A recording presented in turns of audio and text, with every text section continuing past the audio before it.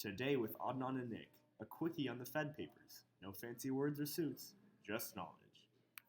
So, Nick, what are the Federalist Papers? Well, Adnan, the Federalist Papers are undoubtedly the most important series of essays written in U.S. history. They don't explain what's in a constitution, but why it should be ratified. For example, Federalist 10. If you could sum the Federalist 10 into one word, it would be factions. Madison goes on to explain that factions are inevitable in any form of government, but the number one risk is that the largest factions may want to assume power to promote or enforce its interests. Madison explained that you can either control the source of factions or control the effect of factions.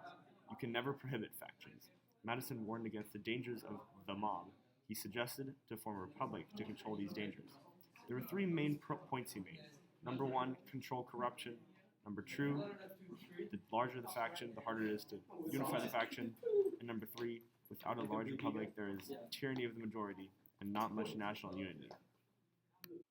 Wow, Nick, that was very informative. Indeed, Adnan, but I'm interested. What's Fed 51? Fed 51 is another paper that was written to explain the importance of the Constitution. The famous quote, "If men were angels, no government would be necessary," comes from this paper. In this famous paper, Mr. Madison addresses the ways in which checks and balances can be created in government. No branch should have too much power over the other in regards to selecting members.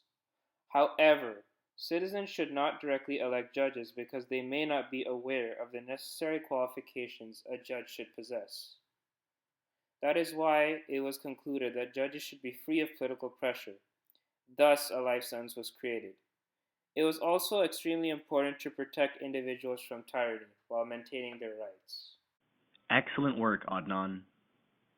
Overall, the Federalist Papers are very important papers. They are still used as original sources of interpretations for the United States Constitution, and court judges today look at the Federalist Papers when they make rulings on cases.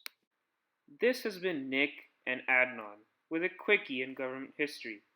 No fancy suits, no fancy ties, just straight knowledge.